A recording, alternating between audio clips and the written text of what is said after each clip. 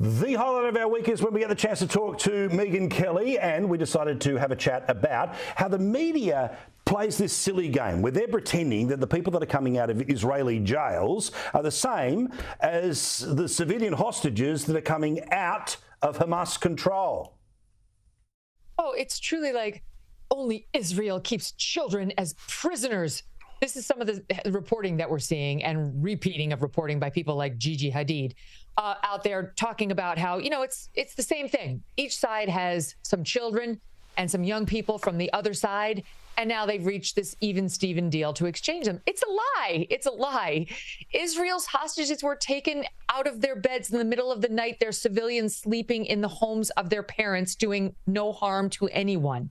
That's who they pulled. The people who just got released in the 50-person release are 85-year-olds, 84-year-olds, 2-year-olds, 3-year-olds, 4-year-olds, 8-year-olds. These are not anything other than innocent civilians.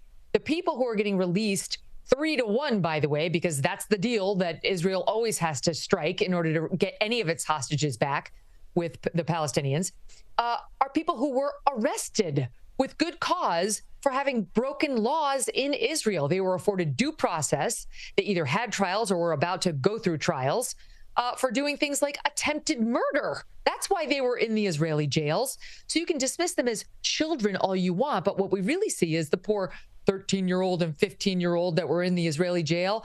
They're there because they committed attempted murder by trying to stab innocents. And guess what? It's all on camera, just to take one case. None of that is reflected in the headlines or the press reporting that we're seeing from places like the BBC and the NPR here in America, never mind the worst offender, Al Jazeera, as they cover this, totally benign, like prisoner swap, as if the 2-year-old had been out there committing war crimes, and that's why Hamas took him. You mentioned Al Jazeera. It's based in Doha, which of course is in Qatar. Qatar has many connections back through all of this, yet it's Joe Biden who's trying to claim some credit here.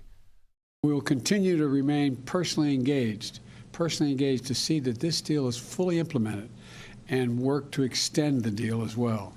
For weeks, I've been advocating a pause in the fighting for two purposes: to increase the assistance getting into the Gaza civilians who need help and to facilitate release of hostages. One of the things that Ron DeSantis did wrong when he won his big re-election victory in Florida, which stymied some of his momentum, was he got out there after having turned the state from blue or purple to red, uniformly almost. Every other word was I, me. Every politician is told early on in his or her career to make it a we, so you don't look like a self-aggrandizing jerk. Well, this guy's become president of the United States after 8 years as vice president and still hasn't learned the lesson. Everything Joe Biden said about that hostage deal was about himself. I've been on the phone. I've been talking to people from the Oval Office. I negotiated it. My team and I did this, that, the other, all of it. And the reason is he's politicizing the entire thing. He understands his poll numbers are in the dumpster. He understands that within his own party, he's losing support. He's hemorrhaging support. And so he tried to turn something that actually is an international effort into something all about him because he needs it. And to me, it just shows the stink of desperation that is around him right now, as poll after poll after poll shows him losing to Donald Trump. The left flank of his own party is completely abandoning him because they're pro-Hamas for all sorts of reasons that we could get into. And he's in a panic. So he's trying to drive up his support with moderate centrists, with pro-Israel supporters, and with some constituency of the Hamas supporters who do want to see some of these Palestinians get released, notwithstanding the crimes they've been accused of. Can I just quickly talk about the polls and about where Biden is sitting right now, where there are people who try to say that it's particularly young voters that are just going to walk away, and unless he has that coalition, he can't beat Trump or anyone else who the Republicans end up serving up. Do you see it as people who went Trump, then Biden, now back to the Republicans, or does Biden fall down because the people who would have automatically supported him are the ones that just might sit it out? I think it's a combination. I don't think these are Trump voters who then went Biden. I don't think that. I think Biden's core constituencies are abandoning him. The young people think he's too old, period. And they're not totally closed-minded on age because some of them have been migrating to Trump, some of the young people, because Trump is still vibrant. We think. We haven't seen much of him. But certainly he's had to be more vibrant than Joe Biden is because my potted plant over there is. So for the young people, the elderly nature of Joe Biden, his shuffling, his wandering, his confusion, his thinking the dead people are alive and the alive people are dead is a real problem.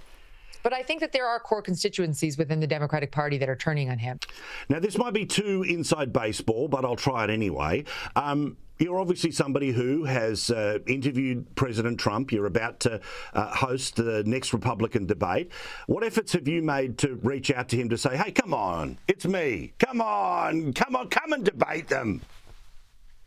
Well, other than retweeting a post on X, nothing. I would love for Trump to show up, but I have enough humility to understand that my personal pleas will not be the decision maker. I'm pretty sure he knows I would love to see him.